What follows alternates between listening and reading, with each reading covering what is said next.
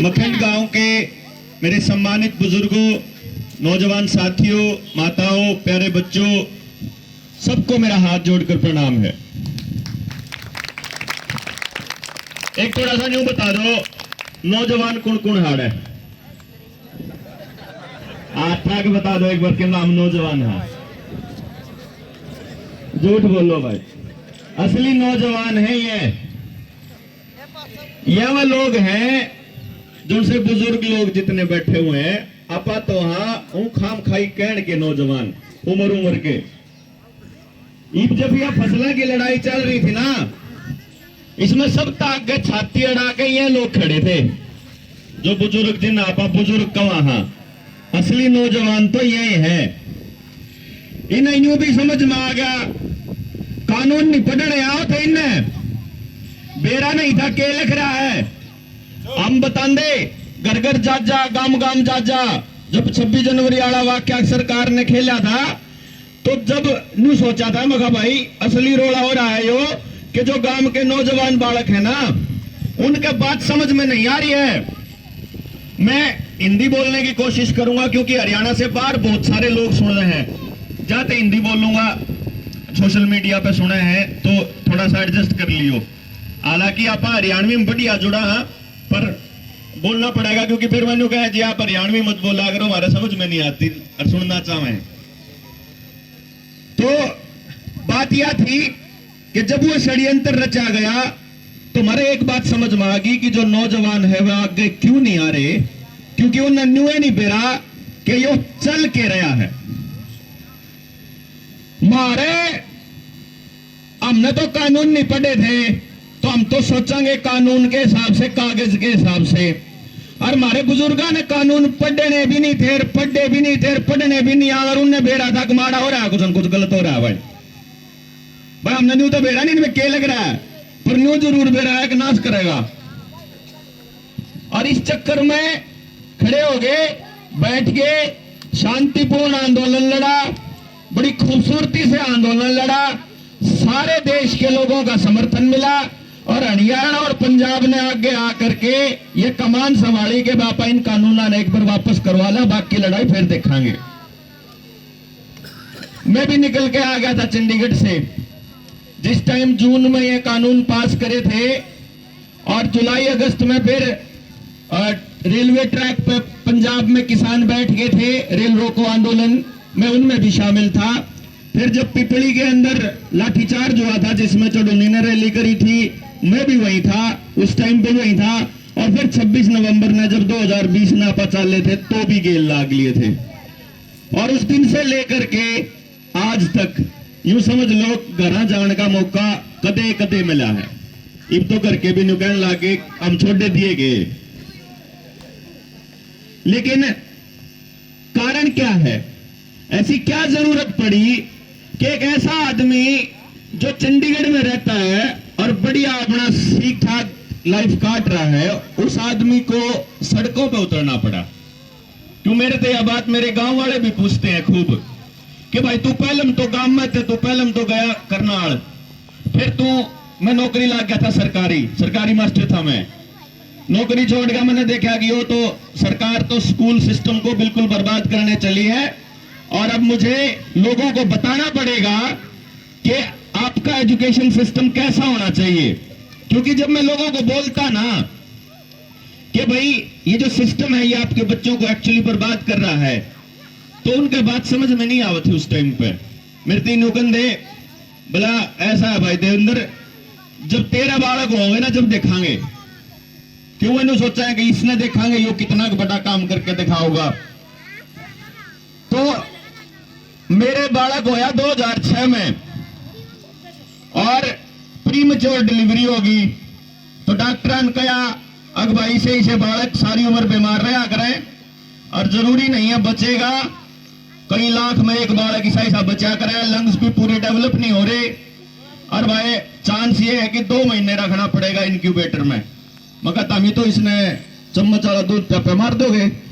तो मैंने दूसरे दिन अपने घर ले आया और कुदरत को बोल दिया भाई एक बालक रहेगा।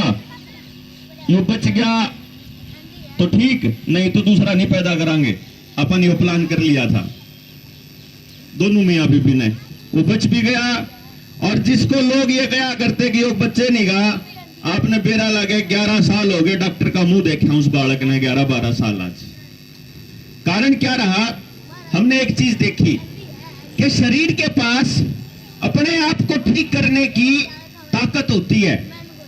ये जो वायरस की बात करते हैं ना, ऐसे ऐसे लाखों करोड़ों वायरस, उनके साथ हम सदियों से रहते आ रहे हैं। जितने बुजुर्ग बैठे हैं और जितने नौजवान साथी बैठे हैं, अपना हिसाब ला लो। जिसका बालक बचपन में जितना कच्चे में खेला है, जितना मिट्टी में खेला है, जितना खेत में खेला है, उतना ही कम बीमार हुआ है। जिसका बालक जितनी सफाई में रहे है, जितना छीछी करते हैं उसकी मम्मी उसको, हे छीछी हो गया, उसके वो रोज अस्पताल में खड़े रहे हैं।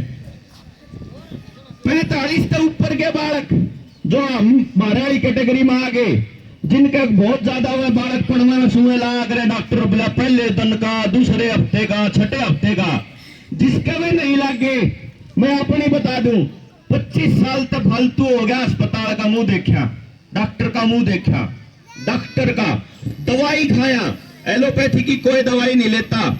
मैंने कदे याद नहीं कि मैंने मतलब न्यू बीमार हो गया, मैं डॉक्टर द्वारा गया हूं, बुखार भी होगा तो मैंने बेर आया 3 दिन में उतरेगा, मैंने न्यू बेर आया कौन से मौसम का है, इसका इलाज क्यों करना है, घर के रिंग ले हैं, बोले लिया दवाई टस्कन लाग रहा, कुल था तू जब बोल रहा था ना, आकर बोला दर्द में, मैं कोई बात नहीं, एक दिन और बाट देख लो फिर देखाएंगे, अगले दिन तो इतने जवाब दे जाओ, तो आप पे शरीर ठीक कर ले।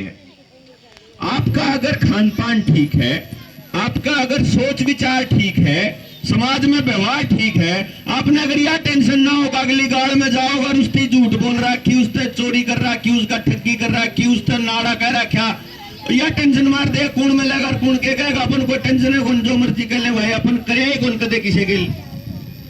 तो एक चीज देखिए, शरीर बीमार होता है जब आप डर में होते हो, जब आप चिंता में होते हो, जब आप सोच में पड़े होते हो, और जब आपको पता होता है कि मैं बीमार होऊंगा। लेकिन अगर आपको पता है कि आप ठीक होगे तो शरीर भी अपना जोर लगाना शुरू कर देता है और आप आखिर में ठीक हो ही जाते हो। ये तो मेरा तजुर्बा है इतने साल का। अब जब अपन है एजुकेशन पे बात करने की कोशिश करी, देखो अरे बालको बेटा अगर खेलना हो तो पीछे खेल लो, नहीं तो यहां बैठोगे तो बोलो मत, यहां कान में बोलता है। जो एक तो मैंने ना बता दियो कि भाई तेरी बात ही घनी होगी, रे जानने जी कर रहा है, असली मुद्दे पा जा, जन्यू लागे काम की बात नहीं कर रहा हूं, तो बता दियो मैं काम की या बात सुनने आए थे हम, तो क्यों आप लड़ाई लड़ रहे हैं, यो मुंह ढकनाड़ा धक्के थे लानाड़ा, जो सुई लानाड़ा और यो स्कूल खुलवाने वाली लड़ाई लड़ रहे हैं, इस पे आऊंगा आखिर में। और यह जुड़े है बात, जब टाइम हो तो बोलू, है ना? ठीक ठीक ठीक ठीक, आओ कोई बात नहीं, ठीक से ठीक से मारा और बंधवा दो, ठीक। तो जी वो जो बच्चा जिसको लोगों ने कहा था, डॉक्टरों ने भी कहा था कि ऐसे बच्चे बचते नहीं हैं, उस बच्चे ने 5 साल की उम्र में पहला नेशनल रिकॉर्ड बनाया और इंडिया का सबसे कम उम्र का गोल्ड मेडलिस्ट बना, वो मैथमेटिकल कैलकुलेशन में पूरे भारत का 5000 बच्चों को हराया उस बच्चे ने।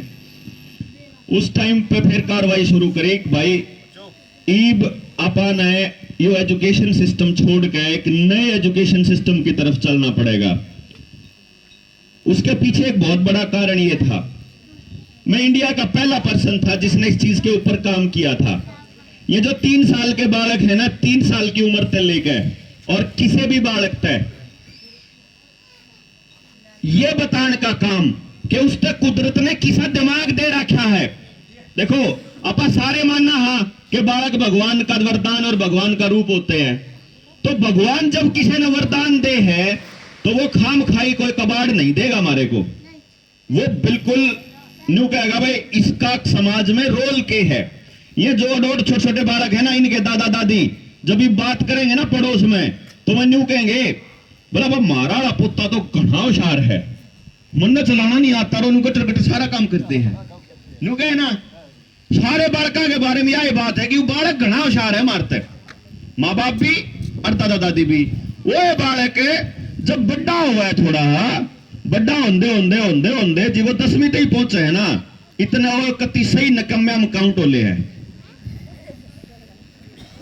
फिर और बड्डा हुआ है, जब वो 25 किले में आ जावे है, फिर उनका बाबू न्यू बाट देखा है कि मालम तो ले जो को कितने ले जो, खर्चा भी हम दे देंगे। या वह हालत है हमारी कि ये बच्चे आने वाले टाइम में उसे कैटेगरी में आने वाले हैं, क्योंकि यह बात आपा होते हुए देखने लाग रहे। और गलती बड़ी ये रही कि इसको ठीक करने के लिए आपा ने काम नहीं करा। अब ठीक तो आपा जब करेंगे ना, जब हमने न्यू बेरा गलत क्या हो रहा है भाई, आप समाज के अंदर चल रही गलत चीजों को तभी तो रोकोगे, इन बच्चों की जिंदगी को बेहतर तभी तो बनाओगे जब हमने ये पता हो कि इनके बर्बादी का कारण क्या है। बर्बादी का कारण पता लगते ही, बात समझ में आते ही, और फिर ठीक करने का रास्ता मिलते ही अपने को रास्ता मिल जाएगा और इन बच्चों को भी मिल जाएगा। तो इसी दिशा में जब हमने काम करना शुरू किया तो अपने को नौकरी छोड़नी पड़ी, चंडीगढ़ चला गया, उड़ा ठीक ठाक बड़ा बढ़िया कोचिंग सेंटर भी चल रहा, अच्छा बढ़िया काम भी चल रहा। तो जिस दिन 2016 में, क्योंकि किसे ने न्यू लगा है कि मैं आज आया हूं गामा में बात करने, मैं 2016 से लोगों के बीच जाके बात कर रहा हूं कि आप अपने बच्चों को बचा लो, आपके पास ऑप्शन नहीं है, आने वाले टाइम में यह एक दूसरे का गल काटेंगे। क्यों? क्योंकि अपना एजुकेशन सिस्टम कैसा है, अपना समाज कैसा है, अपने को जो नौकरी मिलती है वो कैसे मिलती है। मान लो अपा 3 जने हाँ, तीना के बालक हैं, मेरे सुशील के साहिल के, मान लिया आपा 3 बालक होंगे, और भाई नौकरी 2 है, 2 भर्ती है, और 3वां का पेपर पास हो गया, 3 जने टॉप में आ गए, वह पूरा भारत में तो 3 बालक छठे, एक साहिल का, एक सुशील का, एक मेरा। और इंटरव्यू पे जाना है, इंटरव्यू में तो एक रहेगा।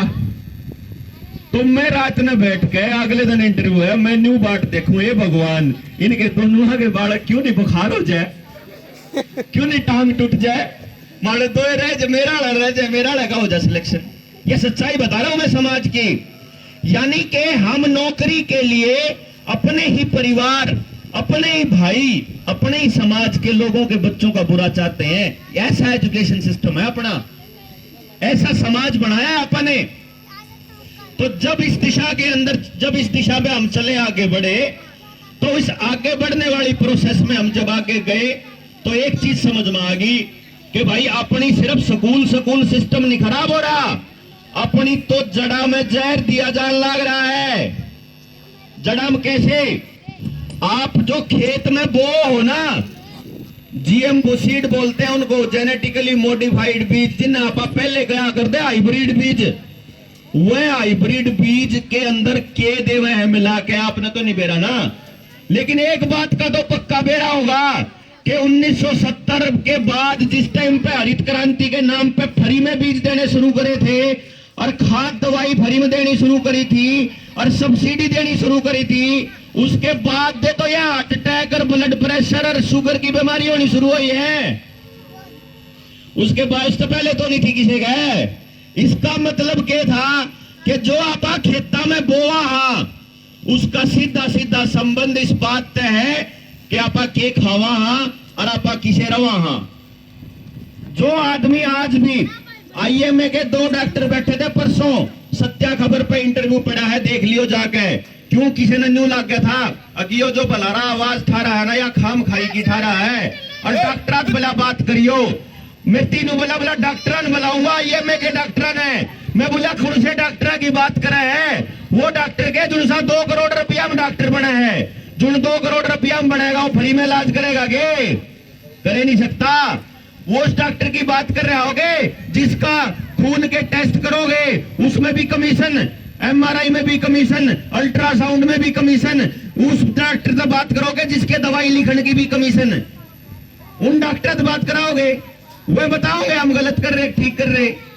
बावड़ी बूथ बनावे भाई, हमने तो बावड़े ला रहा है। फिर भी मैंने बात करी, वो इंटरव्यू देख लिया, तो बात करी, मैंने बात करी, उन्होंने बताया कि सारे समाज ने बेरा लाग गया कि फर्जीवाड़ा चल रहा है, तो हम ही कह रहे हो कि नूरनू ये तो ठीक कर रही है सरकार।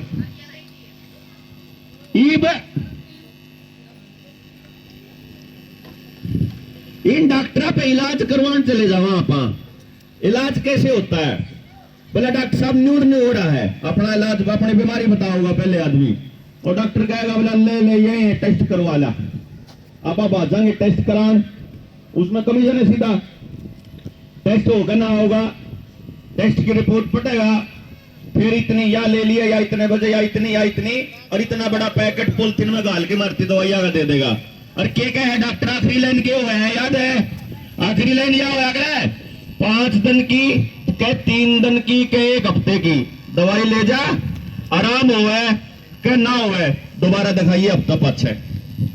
आप हफ्ता पाछा आवा जा, बड़ा आराम तो हो रहा हो तो वही दवाई आके लिख दे 15 दिन की, जय आराम ना हो रहा हो तो नया पुस्तरा पकड़ा दे है, भले बदल के दे देंगे। जय कोई थोड़ा सा समझदार सा मानस उस डॉक्टर ने न्यू पूछ ले, अगर डॉक्टर साहब मैं कई दिन में ठीक हो जाऊंगा, तो ये बोलेगा दवाई तो खानी ही पड़ेगी, तो जब भी तेरा कुछ होगा दवाई खानी ही पड़ेगी। जब आपके पास इलाज नहीं है, आप केवल इस चीज को दबा रहे हो कि मेरा दर्द हो रहा है, अब मेरे सिर में दर्द हो रहा है। सिर में दर्द को ठीक करने के 2 तरीके हैं।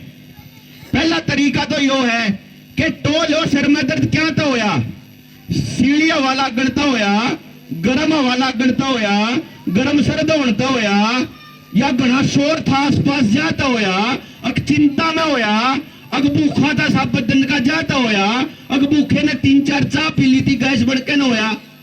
पहले पता तो कर लो, ठंडे डिस्प्रिन की गोली ले लोगे तो डिस्प्रिन जो है वो दर्द ने तो ठीक कर देगा, कारण ने तो ठीक कौन करता, दर्द ने भी ठीक नहीं करता, आपने लग गए है ठीक हो जाए।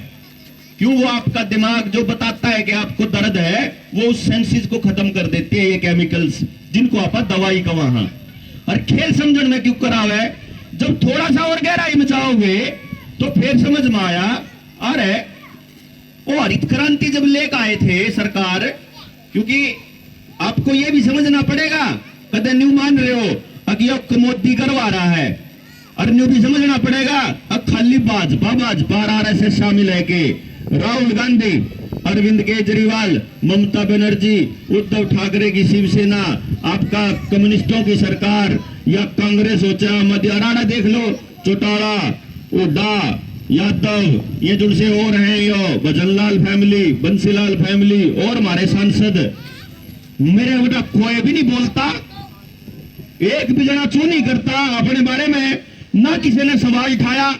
मारे वर्ग आदमी उसने किताब उठा के देखी, उन्हें किताब पूरा रिकॉर्ड उठा के देख लिया, उसके समझ में एक बात आई, मेरे के समझ में आई कि जब वह खेती वाले कानून पढ़े तो किसका भला हुआ है न्यू देखो, फिर जो पेस्टिसाइड आप देन खान लाग रहे हो इसमें किसका भला हुआ है देखो, और जो दवाई खान लाग रहे इसमें किसका भला हुआ वो देखो। फिर समझ में आओगी आपके सारी कड़ी।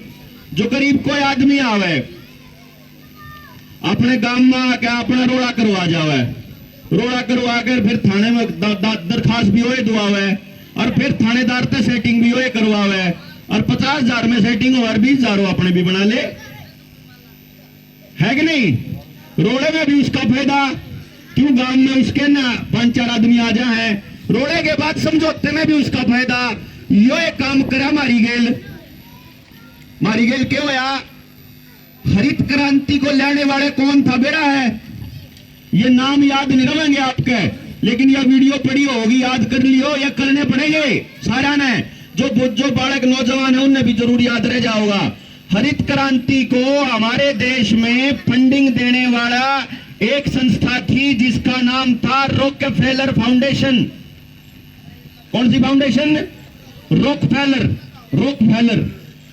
फैल तो करना है अपन है, रोक दिया फैल हो गया है, अगला पढ़न तो रोक दिया और फैल हो गया, रोक फैलर।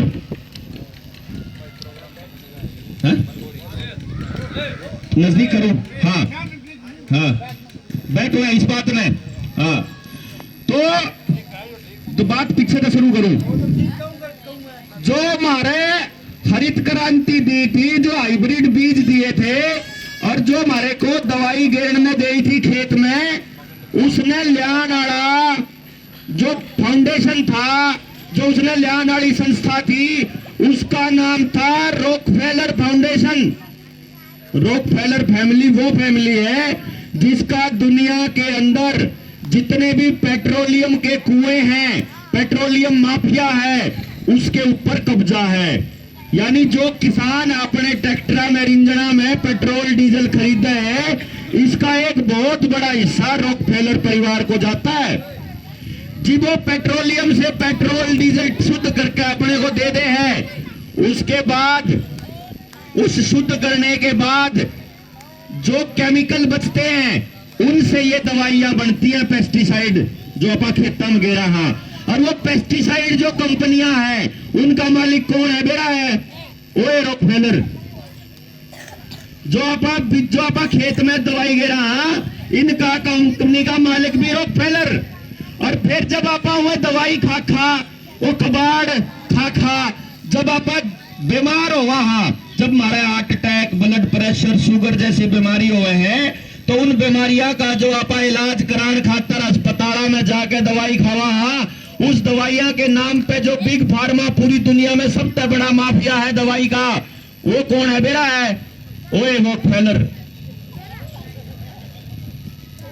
यानी कि आज वाली हालत में लाने के लिए 1970 और कित 2021, 2020, 2019 50 साल इंतजार किया है आपकी बर्बादी का उन लोगों ने।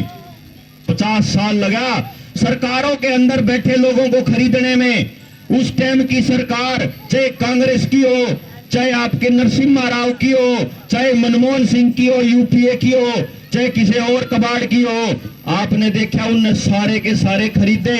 और एक टाइम ऐसा आ गया कि जिस टाइम पे पहले तो अपने एमएलए एमपी पंचायती लोग होया करते, गांव वाले छांट का डिसाइड करके पंचायत के लेवल पे बता के भेजा करते। और एक टाइम ऐसा आया जब वहां जाने वाला हर आदमी वो आदमी मिला जो करोड़पति हो, जिस पर रुपया का ओढ़ ना हो। क्यों? जिस पर रुपया का ओढ़ नहीं है, वो अगर आपका चुनाव लड़ेगा और उसने उसमें 10 करोड़ रुपया, 5 करोड़ रुपया खर्च कर दिया, तो बनने के बाद पहले तो पूरे करेगा। और पूरे करने खातर में ऊपर वाले बैठे हैं रॉकफेलर वर्गे। अगर बेटा तने कितना रुपया चाहिए आप देंगे, तू या पॉलिसी बना, तू या कागज तैयार कर, तू यू कानून बना, तू किसाना तैयार दे, इब किसाना ने यो बांट, इब किसाना ने यो बांट। क्योंकि जब हरित क्रांति आई, जिस टाइम पे मैं बीज आए, उसे टाइम पे जमीन गिरवी रख के ट्रैक्टर आए थे, देने शुरू करे थे। और आज जमींदार इस हाल में पहुंच गया कि खेत में काम करनिया एक भी आदमी ऐसा नहीं है जिसने किसान क्रेडिट कार्ड के नाम पे लोन ना ले रखा हो। लेके चेक करया कुछ हो, लेके चे ब्याज पे दे रखा हो, लेके चे खर्च कर दिया हो, लेके चे ब्याह कर दिया हो, चे मकान पे ला दिया हो, बात न्यारी है पर ले रखा है। और हालत क्या कर दी कि किसान खेत के अंदर जो काम करेगा उसकी कीमत होएगी ज्यादा से ज्यादा, डीजल की कीमत ज्यादा, ट्रैक्टर की कीमत ज्यादा, उसके जितने औजार हैं वे महंगे, उसने काम करनिया महंगा, मजदूरी महंगी, दवाई महंगी, बीज महंगे। आप पहले तो बीज अपने बोलिया करते, आज अपने बीज नहीं बो सकते। तो जब सारी चीज महंगी महंगी महंगी महंगी बोन की, तो और जिस टाइम पे उन्हें फसल की कीमत मिलने लग गए, वह कुछ भी नहीं समझे। डब्ल्यूटीओ ने कह रखा कि भारत के किसानों को एमएसपी का कानून देने वाली है सरकार दबाव में आके, तो किसानों के ऊपर मुकदमे करो, जिनने यो रोड़ा करा था, जो किसान आंदोलन करा था, इनके ऊपर कार्रवाई करो। तो आप यो समझो उस डब्ल्यूटीओ ने कंट्रोल करनिया कौन? वो है रॉकफेलर। अब आप ये समझो कि आपके ऊपर कैसी नीतियां अपनाई जाएंगी, ये ना तो आप डिसाइड कर रहे और ना सरकार डिसाइड कर रही, सरकार डिसाइड कर रही वो है। आप देखो, चले जाओ आप किसी अफसर तक हो, किसी पुलिस वाले तक हो कि जी न्यूर न्यू करके गड़बड़ हो रही है और यह कानून गलत कर रहे हो, मैंने दम घुटा है, मेरा मुंह ढकेत है, मैं नहीं लगाऊंगा और चालान देने का ब्योत नहीं, क्योंकि मेरे धंधे सरकार ने चौपट कर रखे हैं, मेरा तो सारा नुकसान कर रखा है। तो वो कर्मचारी क्या कहता है आपको, भाई हमने नहीं पता, हम तो ड्यूटी दे रहे हैं, मात्र तो ऊपर का आदेश है। ठीक है जी, इंस्पेक्टर द्वारा चले जाओ थाने में, इंस्पेक्टर के कहेगा बोला बा मात्र तो ऊपर का आदेश है। ठीक है जी, डीजीपी द्वारा चले जाओगे, डीजीपी भी कहेगा नेता का आदेश है। नेता अपना एमएलए द्वारा चले जाओ, एमपी द्वारा है, आप नहीं कहोगे जी ऊपर का आदेश है सीएम साहब का। सीएम द्वारा जाओगे, सीएम कहेगा जी ऊपर का आदेश है प्रधानमंत्री का। प्रधानमंत्री द्वारा जाओगे, हर्षवर्धन द्वारा गए थे, सुशील और गए थे, डॉक्टर तरुण कोठारी और गए थे, डॉक्टर हर्षवर्धन जो अपना केंद्र के अंदर जो अपना स्वास्थ्य मंत्री था, वो मेरा क्या बोला जी ऊपर का आदेश है। तो तेरे ऊपर क्या का आदेश है, बोला जी WHO ने कह रखा, WHO जो कुछ कहोगा। वो मेरे देश में मेरे नागरिकों के लिए WHO कौन होगा, बताना क्या करना है क्या नहीं करना है। प्रधानमंत्री दौरा गए, जब जाओगे ना प्रधानमंत्री दौरा है, आपने एक बात कभी पूरी तरीके से कह देता हूं, यहां पूरी जिम्मेदारी से कह रहा हूं, प्रधानमंत्री दौरा जाओगे ना, वो भी नहीं कहेगा बोला जी क्या करूं ऊपर का आदेश है। ऊपर वाला कौन है, ओए रॉकफेलर, ओए बिल गेट्स, वो रोथस्चाइल्ड। राहुल गांधी दौरा जाओ, उससे कह अरे तू तो विपक्ष में है, तने तो बेरा है, तने तो आवाज उठानी चाहिए, तू तो कम से कम लोगा खातर बोल। राहुल गांधी ने कहते बाबूजी ऊपर का आदेश है, किसका, उसे रॉकफेलर का।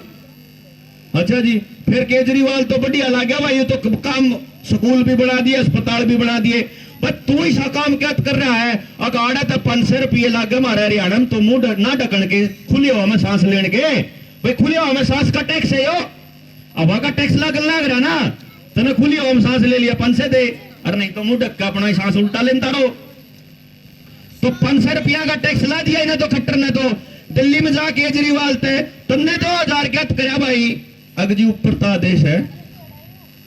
ऊपर वाले जिनके हुए, जिनके जो मोदी जी का आका वो है, इनका सारा का आका, अग जी ऊपर का आदेश है, जब तू 2000 कर देगा तो अगला प्रधानमंत्री तने बना देंगे,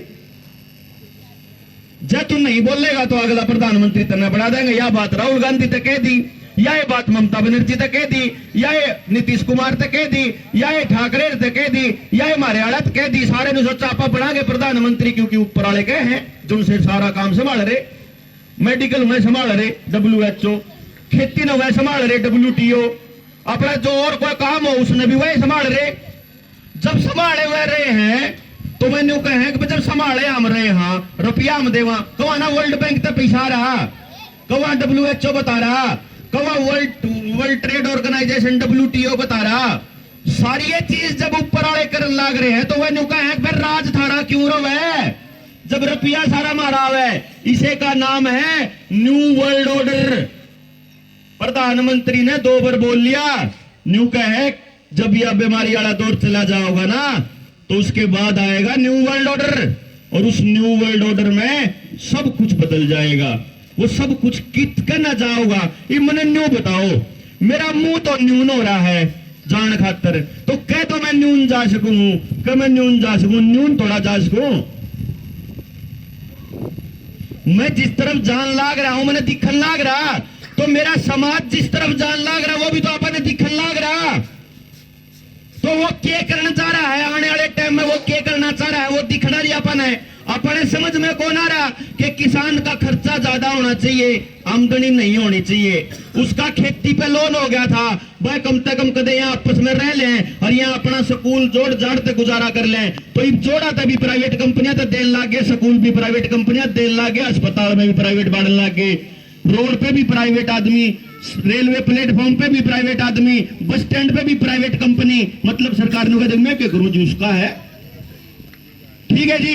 अच्छा, समाज किस तरफ जान लग रहा अपने नजर नहीं आ रहा कि जमींदार अपने बालकन पढ़ा लेगा अपने सरकारी स्कूल में, वही स्कूल जो अपने पंचायत ने कदे दान में दिए थे, किसे दान ही हमारे पूर्वजा ने दान में दिए थे, वही स्कूल सरकार अपने नाम करवाने लग रही। अतना नु कह देगी मारे हैं करवा के ने कुछ स्कूल तो नीलाम भी कर दिए, नीलामी की एडवर्टाइजमेंट। तो हमने दिक्कत नहीं लग रहा कि किस तरफ जान लग रही।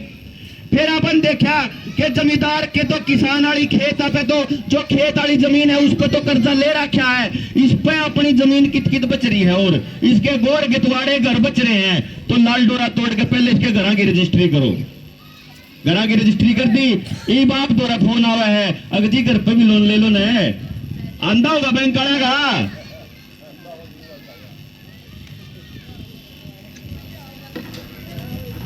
जिनने भी अपने घर की रजिस्ट्री करवा ली है और बैंक वाला के लोन का संपर्क है, पहले कोई लोन ले रखा है, तो बैंक वाले ने है बड़ा सस्ते रेट में घर का लोन मिलने लग रहा। होम लोन भी हो गया, आमदनी खत्म कर दी, लोन पे सारा कुछ हो गया। इसकी टेस्टिंग उन्होंने पहले कर ली थी। 2019 के इस प्रोपेगेंडा शुरू होया था, उसके बाद 2020 में मार्च में लॉकडाउन लाया था। टाइमिंग देखो आप, बड़ी गजब की टाइमिंग आप अपन गौर नहीं करा।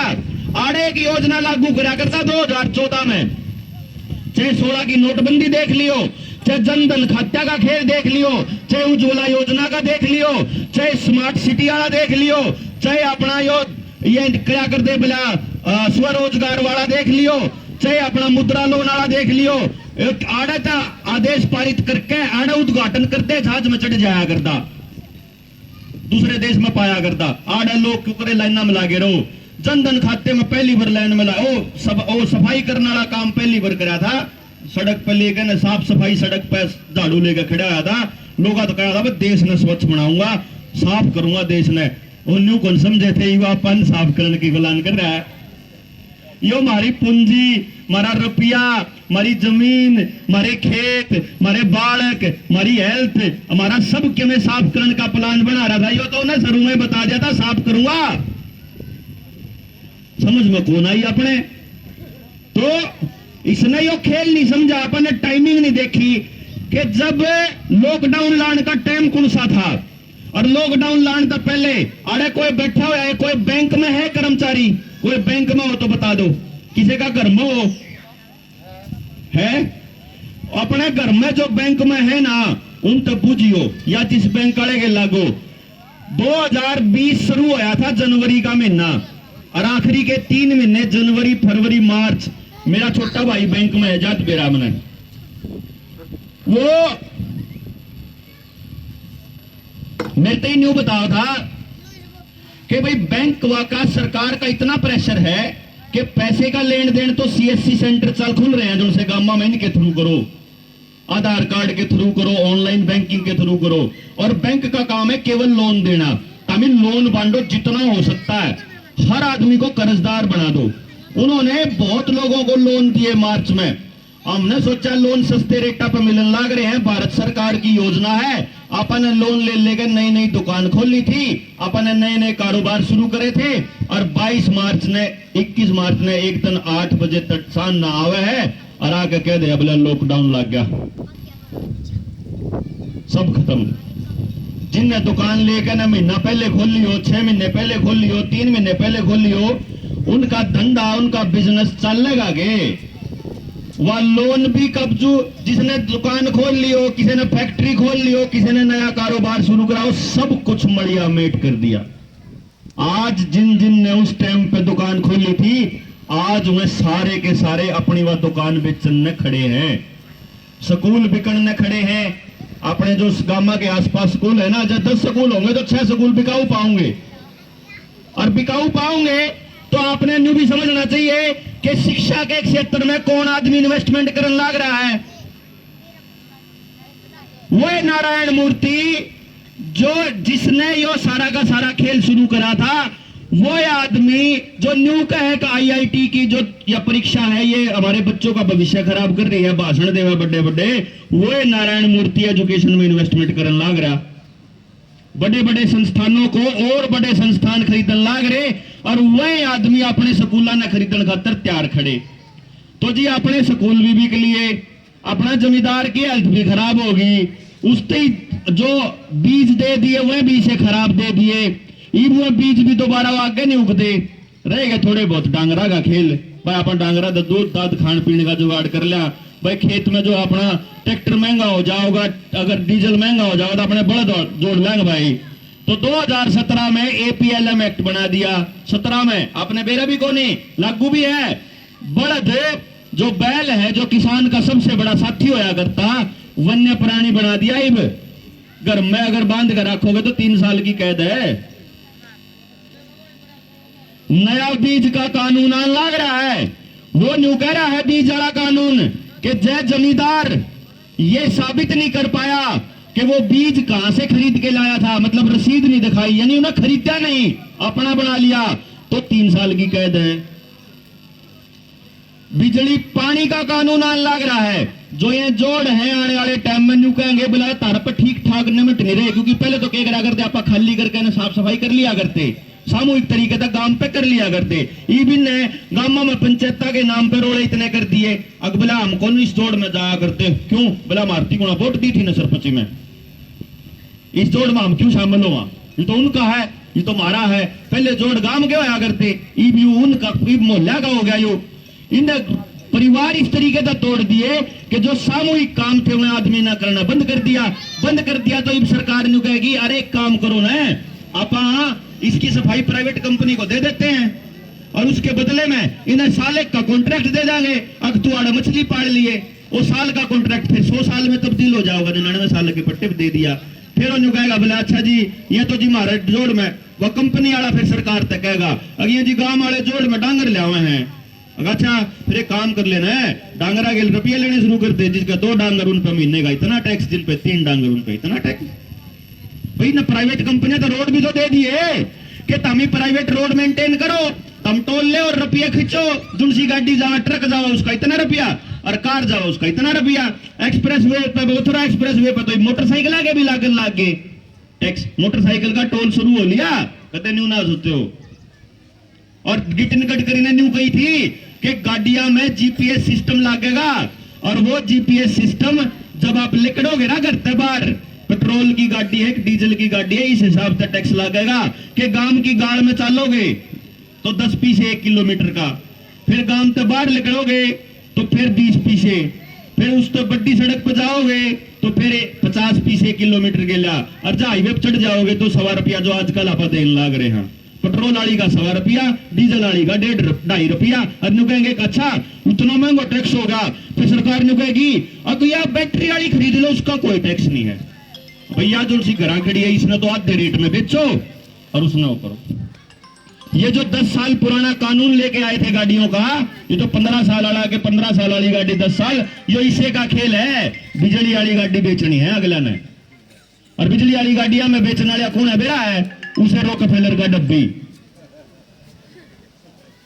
यो कमाल खेल रहे हैं, अपन बेरा है को नहीं, नौजवान साथियों ने बेरा है को नहीं कि हमारी सरकार का खेल किसके हाथ में रही है। और एक पार्टी नहीं, सारे गुंडे मिलकर, क्योंकि आपा ने मुद्दों पे लोगों को चुनना बंद कर दिया और सामूहिक काम तो कतिये बंद हो लिए हमारे। हमारा क्या खेल है बताओ। हमारे स्कूल में मैं अपने बताऊं, मेरा गांव में स्कूल 10वीं तक का था, मैं अपने गांव के सरकारी स्कूल में पढ़ा, डिस्ट्रिक्ट टॉपर मेरा नाम आया, डिस्ट्रिक्ट टॉप करके मेरे घर के बाट देख रही कित पढ़ा हुआ भाई, गांव में तो 10वीं तक आगे स्कूल ले को नहीं। मैं करनाल भेज दिया, 90 के दशक में करनाल गया था, आज 3 गांव में नहीं बोड़ा हूं। खाया तो मैंने गांव का बचपन से लेकर 16 साल तक, और उसके बाद जब कमान लग गया तो खर्चा करके देने लग रहा शहर तय टैक्स। अपना न्यू भी कौन बेरा कि जब देश की 65% आबादी गांव में बसती है, जब देश की 65% आबादी गांव में बसती है, तो फिर बजट का 80% पैसा शहर को क्यों मिलता है? आदमिया के हिसाब से कौन रुपया मिलता? सड़कों का रुपया, बिल्डिंग का रुपया, क्योंकि ये रुपया कहां से कंट्रोल होता है? वहीं से, रोथस्चिल्ड रॉकफेलर से। हरापन बेरा ही को नहीं। अब इस मेडिकल माफिया का खेल समझ लो। मेडिकल माफिया से पहले थोड़ा सा एग्रीकल्चर में एक खेल और बता दूं। वो हमारा ताऊ सतवीर पहलवान है खटखट टोल कमेटी से प्रधान जी। वही कहा अगर बोला माना तारा यू बिल गेट का नाम कौन समझ मानदा। बिल गेट तो ज्यादा जगह एक बिल मुस्सेला बिल और गेट है ना, गेट के बाहर बिल खोद दिया, याद रह जाओगा। वो गेट के बाहर बिल खोद दिया हमारा तो बिल गेट्स। वो कहा करता ताऊ सतवीर कहा था बोला वो नाम तो हमारा याद नहीं आंदा पर बिल ने मुंद देंगे गेट ने पड़ जाएंगे। वो याद रखने खातिर बताऊं तो यो बिल गेट्स एक बड़ा नाम है तो वो टेक्नोक्रेट है, तो उसको माइक्रोसॉफ्ट दुनिया का सबसे अमीर आदमी, आज का नहीं 10-15 साल तक सुनने लग रहे, ये नौजवान साथी सुनते होंगे भाई, 10-15 साल तक दुनिया का सबसे अमीर आदमी, उसकी इतनी भूख लाग रही है वो न्यू का है कि आने वाले टाइम में दुनिया खत्म होने वाली है, वो खुद का है। और दुनिया नहीं इंसानियत खत्म होने वाली है, वो ऐसा बोलता है। और वो ये कह रहा है कि ये जो पेड़ है जो फसलें आप लगाया करते ये भी खत्म होने वाले हैं, एक बड़ी आपदा आएगी और उसमें सब खत्म हो जाएगा। तो जब सब खत्म हो जाएगा तो उसको बचाने के लिए एक काम करते हैं, ऑर्गेनिक बीज जिस पे भी है ना उनने सुरक्षित रख लो कि दोबारा इंसानियत अगर उगने लगे, जो अगर पहले प्रलय आई थी वैसे ही सब कुछ खत्म हो जाए तो दोबारा से इंसानियत और समाज कैसे बने। तो उसने क्या किया, नॉर्वे के अंदर स्वालबार्ड सीड वॉल्ट के अंदर 3 लाख से ज्यादा बीज सुरक्षित रखने का प्रोजेक्ट शुरू किया और उस प्रोजेक्ट को फंडिंग देने का काम शुरू किया वही बिल गेट्स ने। ये बिल गेट्स रॉकफेलर का डब्बू है, जो अगर मैं सुशील हाँ कट्टे लाख का करा इन्हें कह जा तू तो इस दुकान में बढ़ जा, मैं इस न लूटूंगा तू इस न लू, समझे ना भाई। कह दिया अडानी ने कह दिया तू तो अपना एनर्जी बेच, तू तो अपना बिजली बेच, अंबानी ने कह दिया तू तेल बेच, तो रिलायंस के तेल हो गए, उसकी पावर होगी दूसरे डाल की इलेक्ट्रिसिटी वाली। तो इस हिसाब से उस बिल गेट्स ने काम शुरू करा और उसने खेत को कर लिए बीज काबू। सिर्फ बीज काबू नहीं करे, अगला खेल समझो, वो बिल गेट्स दुनिया का सबसे बड़ा जमींदार है, दुनिया का। कितनी जमीन होगी है अंदाजा कुछ, कितनी होगी लाओ अंदाजा, कितने किले होंगे लाओ, आपने मुंह बोल दो एक बार, कितने किले होंगे दुनिया के सबसे बड़े जमींदार पे कई किले हो सके आप अंदाजा ला के बता दो मुंह तक। 1000 से ऊपर किले, 3.5 लाख किले, 3.5 लाख एकड़, 11 से किले तो चौटाला के हैं 12,000 तो ऊपर किले तो ये मालिक बने हैं विदेशों में। ये जो बिल गेट्स ने अमेरिका के सारे किसान का मलिया मेट कर दिया। और आपको यह नहीं पता लगा कि 2015 में उस बिल गेट्स को प्रधानमंत्री ने पद्म भूषण का पुरस्कार दिया था, इंडिया बुला के। उस तरह उसकी घराड़ी था मिलिंडा गेट्स, उसकी घराड़ी का नाम मिलिंडा गेट्स है, मिलिंडा गेट्स और बिल गेट्स। अगला खेल समझो, एक साल में तो उसने पद्म भूषण दिया है, अगले साल प्लानिंग कमीशन को तोड़ देता है प्रधानमंत्री, प्लानिंग कमीशन भंग कर दिया और एक नया आयोग बनाया जिसका नाम रखा नीति आयोग। नीति आयोग का अमिताभ कांत बहुत बार बोल चुका है, देश में बहुत डेमोक्रेसी है, इतनी डेमोक्रेसी नहीं होनी चाहिए, मतलब प्रजातंत्र नहीं होना चाहिए, एक राज होना चाहिए बस, वो कई बार बोल चुका है। उस नीति आयोग में सितंबर 2016 के अंदर वो बिल गेट्स आया और उसने आके न्यू कहा कि मैं हरियाणा के नहीं पूरे भारत के किसानों की आमदनी दुगनी कर दूंगा। और आप इसी टेक्नोलॉजी लेके आएंगे जिसका नाम है ब्लू रिवर टेक्नोलॉजी, जिसका मालिक कौन है बेरा है John Deere tractor. John Deere तो सुना होगा, जॉन डीरे कंपनी उस टेक्नोलॉजी की मालिक है। और जॉन डीरे का मालिक कौन है बेरा है, सबसे बड़ा इन्वेस्टर कौन है जॉन डीरे में, वो है बिल गेट्स। मतलब उड़े पाओगा, घूम के जाओगे उड़े जाओगा, सारा तुक्का लास्ट में। जो अपने यहाँ छोटे छोटे मजदूरा खातर CSI बन रही है, अस्पतालों के अंदर जो public health foundation of India और पब्लिक प्राइवेट पार्टनरशिप PPP का जो मॉडल था, जिसको लेने वाले प्रधानमंत्री थे डॉक्टर मनमोहन सिंह, जिस टाइम UPA की सरकार थी, राहुल गांधी की मां सोनिया गांधी लेके आई थी, उस PHFI का मालिक कौन है बेरा है वो है बिल गेट्स। यानी हमारा हेल्थ सिस्टम जो है ना, हमारे जो अस्पताल हैं वो बिल गेट्स के यहां गिरवी रखे हुए हैं। और जो WHO है उसको कंट्रोल करता है वर्ल्ड इकोनॉमिक फोरम। वो वर्ल्ड इकोनॉमिक फोरम कौन सा है? फॉर्चून 500 वाले, जो से 500 देश दुनिया के सबसे अमीर आदमी वो वहां बैठे हुए, जो कहते हैं कि हम यूनाइटेड नेशंस का सस्टेनेबल डेवलपमेंट प्रोग्राम चलाएंगे और एनवायरमेंट को शुद्ध करेंगे। एनवायरमेंट को शुद्ध करने के बारे में जब रिपोर्ट छपी तो वो कहते हैं कि एनवायरमेंट को सबसे ज्यादा दूषित करता है कार्बन डाइऑक्साइड, और कार्बन डाइऑक्साइड सबसे ज्यादा निकले है आदमिया के डांगरा के सांस लेने तय। तो न्यू कह रहा है या कार्बन डाइऑक्साइड रोकनी है। तो जब कार्बन डाइऑक्साइड कद निकला है, जब आप सांस लेवांगे तो कार्बन डाइऑक्साइड निकलेगी, ठीक है ना। अंदर का सारा कुछ जब वो जड़ा है अंदर, उसका हजमा करके कार्बन डाइऑक्साइड बाहर निकलेगी। तो जब कार्बन डाइऑक्साइड बाहर निकलता रोकनी हो तो उसका एक ही तरीका है कि ऑक्सीजन भीतर जानते रोक लो, फिर आप अपनी ऑक्सीजन रोक लो और एनवायरमेंट को बचाओ। धरती को बचाने का एक तरीका है कि इंसान और डांगर सांस लेने बंद कर दें। तो इंसान और डांगर सांस लेने बंद करेंगे तो क्या होगा, तो आपने बताने की जरूरत नहीं, क्योंकि मैं बताऊंगा तो वीडियो उठ जाएगी। हाँ, वो कह रहा है धरती बचाने का एक ही तरीका है, डांगरा ने आदमिया ने सांस लेना बंद कर देना चाहिए। क्योंकि उस बिल गेट्स ने आज से 5 साल पहले ये कहा था कि इस धरती पर रहने वाले 75% लोग यूजलेस ईटर हैं, खाम खाई खान खावन खाने वाले, कर्म धन का कुछ नहीं, तांस तांस पीड़ा है मैं तो बैठ कर बस। वो कहो वो बतावे है हमारे प्रधानमंत्री थे अगिया खाम खाई गई ना निपटाओ पहलम जाए तो सबसे पहले बुढ़ा का नंबर आया था। पहली खुराक बुढ़ा देंगे, दूसरी खुराक नौजवान देंगे। अब जब बुढ़े का किसी का हार्ट अटैक हो जाए तो भाई हो जाकर बुढ़ा का, तो क्योंकि 60 साल का होने के बाद अपन न्यू मानने लग गए हार्ट अटैक तो नॉर्मल बीमारी है, कैंसर तो नॉर्मल बीमारी है। फिर थोड़े दिन हम बेरा लागे भाई 45 साल के बड़का के भी होने लग गया।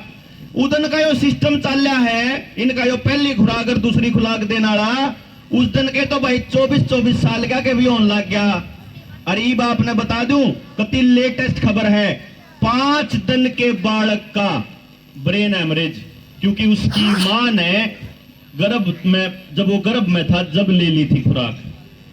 और 1 महीने के बालक का हार्ट अटैक, 1 महीने के बालक का। तो आने वाले टाइम में आप न्यू कहना चाहो कोई बात नहीं भाई, तो हो जाग रहे, क्योंकि आपको लगेगा कि वो हार्ट अटैक से गया, आपको लगेगा कि वो ब्रेन हेमरेज से गया।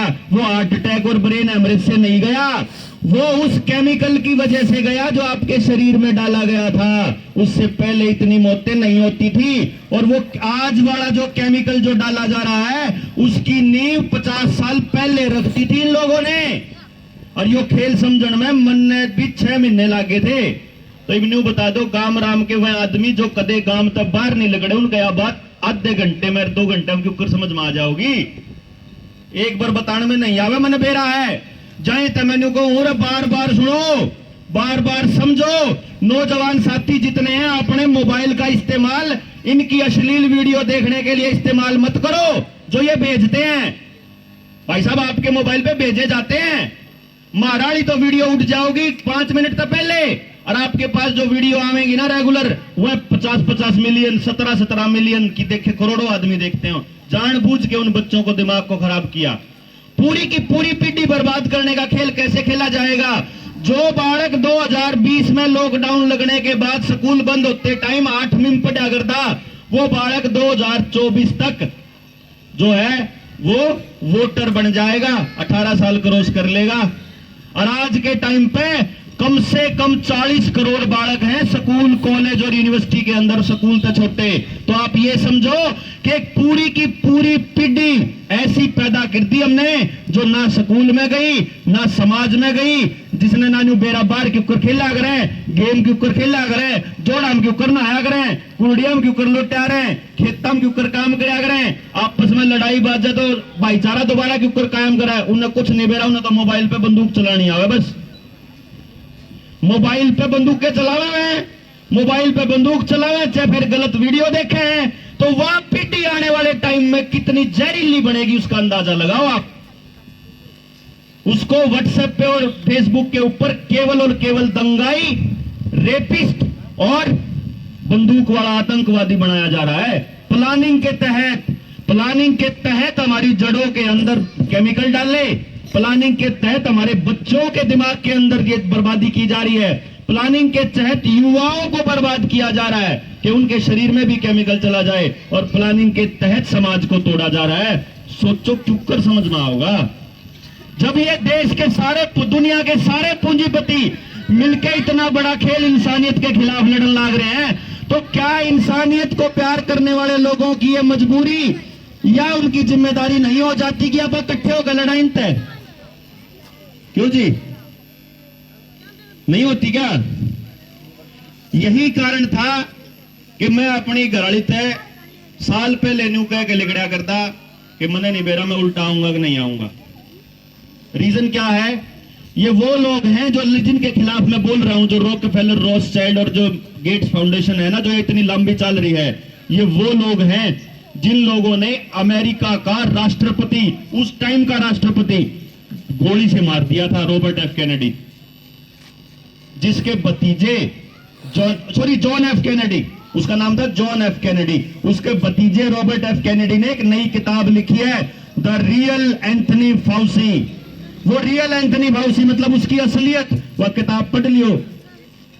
उस नौजवान साथिया दो टाइम हो तो 700-800 पेजा की किताब है, उसके अंदर इस षड्यंत्र की एक एक लाइन लिख रखी है कि शुरू से लेकर आखिर तक ये बीमारी क्यों कराई, कौन लियानिया था।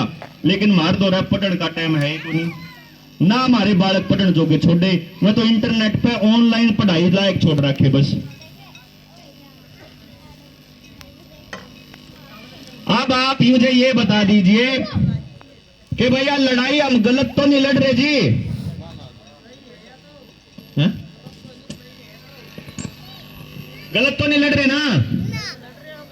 अब असली लड़ाई पे बात करा। ये बताओ कि भाई मेरे शरीर को मेरी मर्जी के बिना कोई आदमी छुए, वो अच्छी बात है कि नू नहीं कह रहे हैं? जो अगर अपना पुराने टाइम में तो ऐसा काम होया करता कि आप बैठे होते तो घर का जब बाबू और बेटा भी बैठा होता तो वो भी अपने शरीर ने टच नहीं होने दे था, गोदी भी नहीं लिया करते हमारे तो माँ बाप उन टाइम पे। मेरा मतलब के सीन था, हाँ मतलब माँ नहीं, माँ तो लिया करती, बाप मतलब है ना, ठीक कह रहा, माँ तो लिया करती, माँ ही लिया करती, बाप तो ले वही बनता। अब आप ये समझो कि मेरे शरीर को छूना तक अपराध है मेरी मर्जी के बिना, मेरी मर्जी के बिना उसको हाथ टच करना भी अपराध है। तो मेरी मर्जी के बिना मेरे शरीर में केमिकल डालना कहां का न्याय है, कहां की इंसानियत है, ये बताओ। नंबर 2, अगर चलो आप ये कह रहे हो कि आपा तारे शरीर में इसलिए डाला है यो केमिकल कि तुम किसी और ने बीमार नहीं कर दोगे, तो भाई एक बात बता दो, ठीक है हम तारी बात मान लेंगे, फिर जिम्मेदारी ले लो भाई, जिम्मेदारी ले लो। नू बता दो चाहे तो लाने वाला जिम्मेदार, और चाहे कहने वाला जिम्मेदार, और कहीं न बनाने वाला जिम्मेदार, कोई तो जिम्मेदार होगा। लेकिन सरकार ने यह बीमारी लियान तक पहले अपने अमेंडमेंट कर दी नियमों के अंदर, उन्हें न्यू कह दिया बोला ईब ना जा अस्पताल में हमारे मरीज का कुछ हो जावे तो ना तो अस्पताल जिम्मेदार, ना दवाई कंपनी जिम्मेदार, ना इलाज करने वाला डॉक्टर जिम्मेदार, ना कोई और जिम्मेदार, सिर्फ एक आदमी जिम्मेदार, चाहे तो आने वाला और चाहे ले आने वाले। ये बकायदा कानून है। इसीलिए अगर आज अस्पताल में आपके साथ कुछ हो जाए या किसी गलत दवाई की वजह से आपको कुछ हो जाए तो आप किसी के ऊपर कोई मुकदमा नहीं कर सकते। सुप्रीम कोर्ट का भी आदेश है कि बिना पूरी जांच होए उसके खिलाफ एफआईआर भी नहीं लिख सकते। जो मोहित के फादर की कंप्लेंट पे लिख रखा है ना डॉक्टर के खिलाफ एफआईआर, वह कंटेम्प्ट में आती है, फंसे हैं पुलिस उसमें। अब दूसरी बात, चलो भाई जिम्मेदार भी ले लिया, भाई मैंने नु कह दिया, डॉक्टर ने बोला बोला भैया सेफ है और मैं जिम्मेदार हूं, इसका कुछ हो गया तो ठीक है। जिम्मेदारी का मतलब भी बता दे भाई, जिम्मेदारी का मतलब तो यो है कि मैं कमाने वाला हूं घर का, और मेरे कुछ हो गया तो मेरे घर क्या की, मेरे बालका की पालन पोषण की उसकी सारी जिम्मेदारी फिर वो उठाओगा। लेकिन सरकार ने कहे अगर जब जिम्मेदार है नहीं कोई तो आपको मुआवजा भी नहीं मिलेगा। हमारी डिमांड यह है और हमारा सवाल भी ये है कि भाई एक तो जिम्मेदारी तय करो, अगर लाओ हो तो मुआवजा तय करो, लाओ हो तो, और नहीं तो अगले बंदे की मालिक की मर्जी होनी चाहिए, लुआओ चाहे ना लुआओ। और तीसरी चीज जो अगली डिमांड है वह यह है कि मेरे शरीर में कोई केमिकल लगाने से पहले डॉक्टर मेरे को बताएगा कि इसके साइड इफेक्ट क्या क्या हैं। क्योंकि कंपनी कहती है, भारत सरकार कहती है कि ये कंपनी के दावे हैं कि इनको लगाने के बाद आपको बुखार भी हो सकता है 3-4 दिन, आपके सिर में दर्द भी रह सकता है लगातार, आपकी आंखों की रोशनी भी जा सकती है, आपके शरीर पे फोड़े होकर भी फूट सके हैं, आपके शरीर में जोड़ा में दर्द भी रह सके हैं, आपकी मांसपेशियों में दर्द रह सकता है, आपका और शरीर में दिक्कत आ सके है, क्लोटिंग भी हो सकती है। अगर वह क्लोटिंग हो जाएगी सिर में तो ब्रेन हेमरेज हो जाएगा, अगर वह हो जाएगी हमारे हार्ट में तो हमारा दिल में होगी तो दिल का दौरा पड़ जाएगा, अगर वह शरीर में किते और होगी तो लकवा मार जाएगा, अगर वह हमारे प्रजनन अंगों में होगी तो नपुंसकता और बांझपन आ जाएगा, बच्चे पैदा नहीं कर पाएंगे। तो ये, और यहां तक कहती है कंपनी तो कि कुछ केसेस के अंदर ऐसा हुआ कि आदमी की मौत भी हुई है। तो जब ये कह रही है कंपनी तो क्या ये फर्ज नहीं बनता सरकार के नुमाइंदों का कि वो बिठा के हमने समझाएं, चाहे वह स्कूल के मास्टर हो, चाहे वह अस्पताल के डॉक्टर हो, चाहे वह घर हमारे लान की न्योता देने वाली वह आशा वर्कर हो, आंगनबाड़ी वर्कर, इनकी ड्यूटी बने सारी बात समझाने की। इसको बोलते हैं इन्फॉर्म्ड कंसेंट। इन्फॉर्म्ड कंसेंट के बिना किसी को कुछ भी शरीर कोई दवाई देना वो अपराध की श्रेणी में आता है, और इस सरकार का एक एक आदमी अपराधी की तरह काम कर रहा है। यह लड़ाई है हमारी कि भाई मारती पहले तो बताओ और उसके बाद जिसका जी करता हो चाहे 100 भर लो आओ, चाहे मारे कहन तो मारे हिस्से की भी ले जाओ, फिर चाहे गिलास में भर भर पियो, हमने कोई दिक्कत नहीं। ओ बड़को क्या कर रहा है, चाहे तो सुन ले, नहीं तो खेल लो बाहर,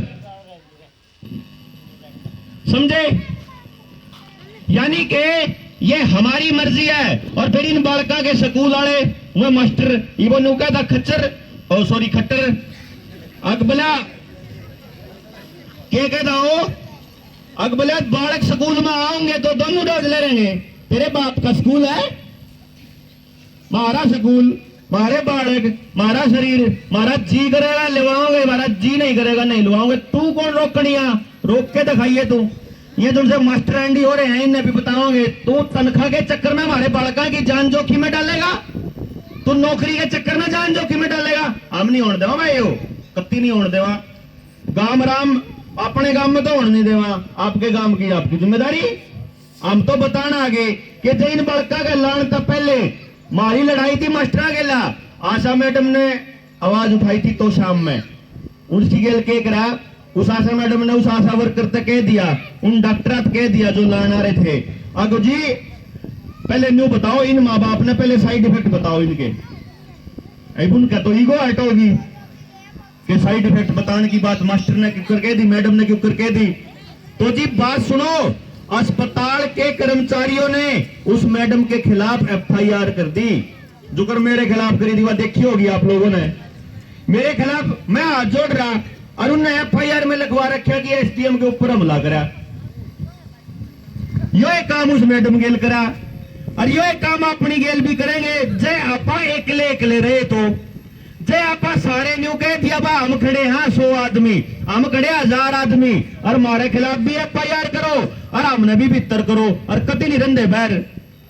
ये मेरे खिलाफ मुकदमा चला रखा सरकार ने, 353 ला रखी, 186 ला रखी, 188। मन ने तो न्यू सोच रखा है कि भाई मैं तो मुकदमा भुगतन जाऊं नहीं, मन तो वकील तक कह रखा मैं नहीं दूंगा हाजिरी कति भी, मैं जाऊंगा जेल में और मैं देखूंगा उस दिन कि कितना हरियाणा और कितना भारत आओगा का आपा भी चलेंगे जेल में सारे इकट्ठे। हम कौन जानते भाई, हम नहीं भुगतते मुकदमा, इसी तीसी कराओ ये सरकार। 1 जनवरी जिस दिन तक लॉकडाउन लग गया था उस दिन से लेके आपदा प्रबंधन के अंडर जितने भी मुकदमे सारा पे हो रहे हैं ना पूरे भारत में, सारे रद्द करवाओगे। एक दिन ऐसा होगा, हिसाब मांगने चलांगे। जिन जिन के साइड इफेक्ट हुए हैं इस पूरे ड्रामे में, जो यहाँ घर घर आके लान लाग रहे हैं, उन साइड इफेक्ट आला के शरीर कोई न्यूए बने हैं के 45 साल मैंने पाल लिया, मेरे घर क्या पाल लिया, करीब मैं एक छुआ लुआ और मेरा कुछ हो जावे, फिर मेरा दर्द देते सारी जिंदगी भर का। मैं नहीं इस चीज के साथ में हूं, मैं इसके विरोध में हूं कि भाई अगर कुछ हो जावे तो जिम्मेदारी आदमी को जेल होनी चाहिए, सजा यह होनी चाहिए। जो नरवाने में मोहित की जान गई थी, मैंने नरेश भाई दिया गया उसके बाप पे, मगर भाई जय अगर जो मेरी बात माने तो भाई बात सुन लो, हमारी बात माने तो एक के रास्ता है कि जिस आदमी के बयान के बाद अनिल विज का जो मेंटल मंत्री है, उसके बयान के बाद जब उस बालक ने लुआया था तो उसकी वजह से उसकी मौत हुई ना, तो उसके खिलाफ एफआईआर होनी चाहिए ना, हत्या का मुकदमा दर्ज उसके खिलाफ होना चाहिए। आज अगर शिक्षा मंत्री बोलता है या सीएम बोलता है और मारे में तो किसी जमीर आए का बालक मर जा, जय मारे में तो है, क्योंकि हम यह बात करा करते, मैं सुशील बैठ के बात करा करते, मगर इन लोगों का समझ में क्या तो नहीं आ रही रहे कि ये बल्ली का बकरा बना लाग रहे हमारे बालका ने, और हमने हमारे शरीर ये टेस्टिंग खातर लेने लाग रहे, इनके समझ में नहीं आ रही। और जिसका बालक मर जावा उड़े कितनी वाह अगर वो हमें उसकी मां मर गई लान के आधे घंटे के भीतर है, और उसके बाद अस्पताल में जाके खड़े हो गए हैं। मैं चंडीगढ़ तक चाल लिया, इन्हें फोन कर बोला आजा आप ये तो भाई इन तक कहोगे लड़ाई तम लड़ो, आप गेल खड़े हैं, और आप हरियाणा में कहोगे भाई इकट्ठा होकर नहीं इसके खिलाफ लड़ो, जिसके कारण ये होया है उसको जेल होनी चाहिए, उसको मुकदमा होना चाहिए, उसके ऊपर जिम्मेदारी होनी चाहिए। तो जब यह बात हुई ना तो अगला बंदा न्यू बोला बोला जी मैंने क्यों फंसाओ होता मैं यार, तेरी मां जा रही तो काल ने तेरे घराड़े जाओगी, तेरा घराड़ा जाओगा, काल ने हमारे बालक जाओगे, उनका क्या होगा रे। हम तो न्यू डर रहे थे, मैं सुशील तो से और साथी लग रहे हैं पूरे के पूरे जितने भी इस आंदोलन में भारतवर्ष में, कि जब तारे सारा का ठुक लेंगे तो हम बचाएंगे, तो हम कितने ही बचाएंगे। हमारा नंबर आने के बाद हमारी औलाद का भी होगा, और मरनिया तो कोई भी हो सके है, मेरा बालक भी हो सके, इसका बालक भी हो सके। तो तब हमने निर्णय लिया था, मैं एक काम कर लिया फिर क्या तो अपन बलि देनी पड़ेगी, अरे क्या भाई हमारी बालका की बलि ले होंगे तो न्यू कर लेंगे, जब तेरा बालक का कुछ होगा तो मैं लड़ लूंगा भाई लड़ाई, जब मेरे का हो जाता तू लड़ लिया भाई, और क्या करांगे भाई, और क्या कर सका। लेकिन ये तो कुदरत ने इतना साथ दिया और कि भाई आप लोगों के अंदर इतनी जागृति आ गई कि गांव गांव लठ लेकर स्कूल के बाहर खड़े होकर अपने बालका की स्कूल खुलवाने लग गए। और आपकी एकता का यो कमाल देखो कि आज के टाइम में झारखंड में लोगों के घर पुलिस ने ले जाके लाग रहे हैं अगली खुराक, और हरियाणा में बढ़ने की हिम्मत नहीं। आपकी एकता और जागरूकता का फर्क देखो कि और आपने बोलना शुरू करा स्कूल आपको खुलवाएंगे तो गेला मुख्यमंत्री ने कह दिया हम आपको खोल देंगे, लेकिन एक नया डंडा दे दिया अकबला बालका ने जिनने दोनों खुराक ले रखी उनका बढ़ना जरूरी है। इवन हम बताओगे कि तेरे भूपे सारे जाओगे एक भी नहीं जाओ रुके, फूफे भूपे नहीं बुआ भी सारी जाऊंगी। तो ये बात यह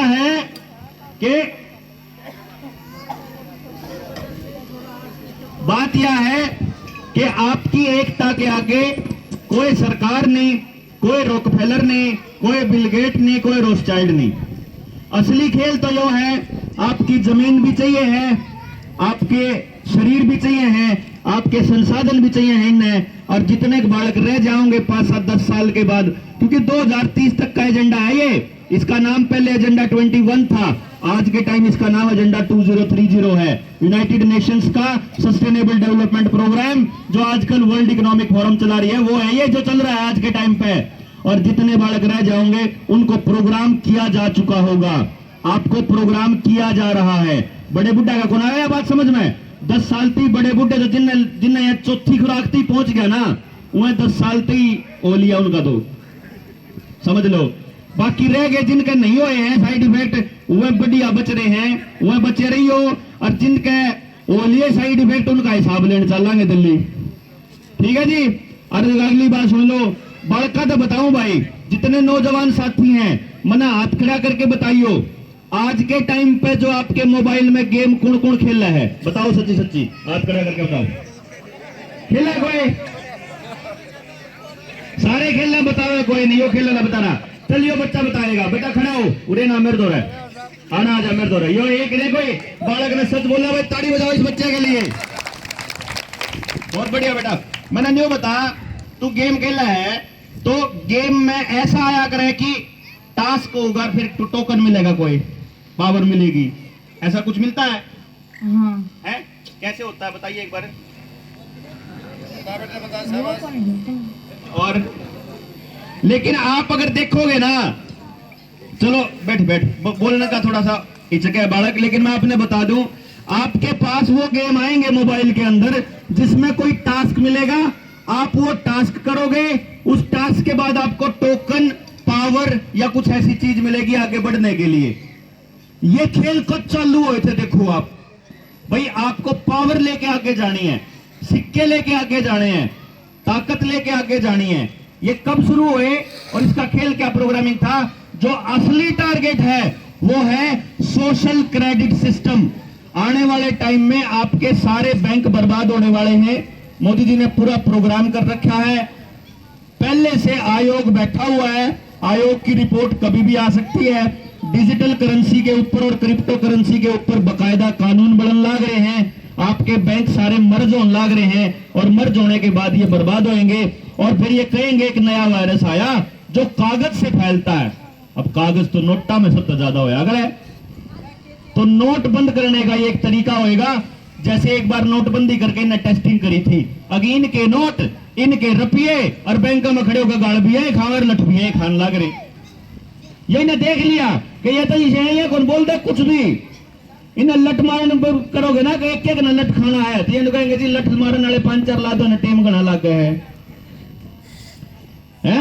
ये तो टेम बचाना एक जाके करेगा कि एक जने तो कुछ नहीं, परिश्रम में बैठे हैं 3 जने, साड़ी जोड़ी बनन में एक की कसर रह रही है। मेरा ये मजाक की बात है, अपनी पूरी की पूरी संस्कृति को खत्म करके, बैंकों को भी बर्बाद करके, बच्चों की भी सारे ब्रेन को प्रोग्राम करके, आने वाले 10 साल के अंदर जो आ रहा है उसका नाम है सोशल क्रेडिट सिस्टम, जो चाइना में इस टाइम पे काम करने लग रहा है। चाइना में ऑलरेडी वर्किंग में है। उसके अंदर ये है कि अगर आप सरकार की हर बात को चुपचाप मानोगे तो आपको खाने के लिए दाना मिलेगा। अगर आपने फालतू बकवास करी तो जुगर जोटे का नाथ गाला कर दे, आप फालतू बकवास करा तो बांध के खुट्टे पर फिर उसके दे धड़ाधड़ दे धड़ाधड़ वो ये काम होने वाला। ये नाथ गालन की प्लान चल रही है। नाथ ये मर्जी है कि भाई नाथ गलवाओगे अपने बड़का गए, अगर आप लड़ाई लड़ांगे। मारे यह बात समझ मारी है कि एक पीढ़ी ने अपनी जिंदगी खपानी पड़ेगी, तो डिसाइड करा था हमने कि हमारी पीढ़ी खप जाएगी, सुसरी देखी जाएगी, जो भी होगा कम से कम औलाद ने न्यू बता जाओगे कि बेटा ये इसे राक्षस इसी प्लानिंग करके आया करे और तुम इन्नूर न्यू बच सको।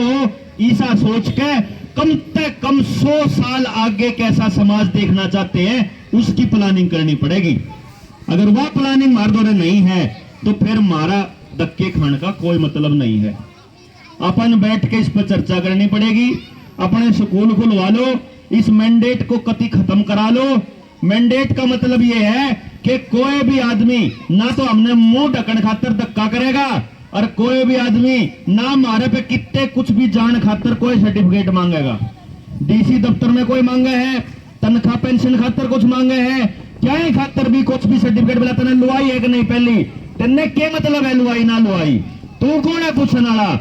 जैसे ही ये बात कहोगे और अपने गांव में पूरी कमेटी बना लोगे, जो करीब नेताओं ने नहीं बढ़न देवा थे ना, यो उस लेवल पे काम करना पड़ेगा कि एक आदमी बालक गेल गलत होने लग रहा है, उससे की गेल गांव का काम खड़ा हो।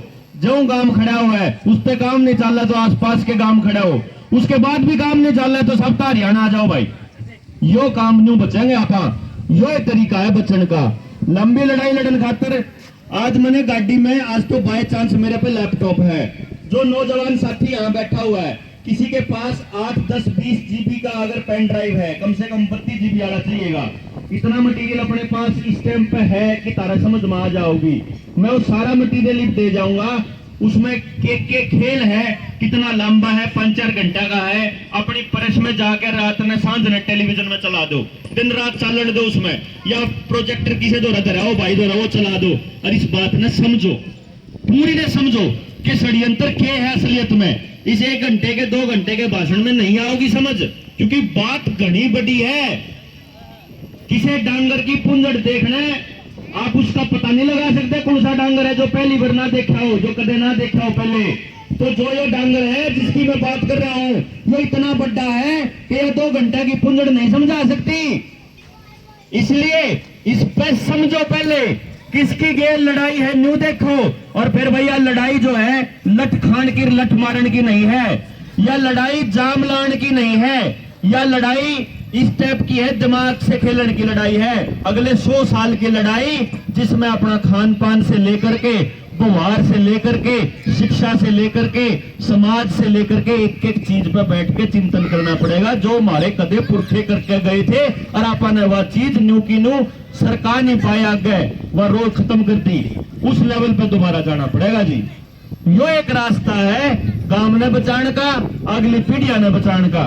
मेरे पे कोई गलत शब्द निकल गया उसकी तो मांगू माफी, लेकिन इस उम्मीद में कि आप लोग इसके ऊपर इकट्ठे होकर लड़ेंगे और अगली नस्लों को बचाने की इस लड़ाई को आगे बढ़ाएंगे, इस उम्मीद में मैं आप लोगों से विदा लेता हूं। काम राम की जय, सबको मेरे हाथ जोड़ के नमस्ते। जय हिंद, जय भारत।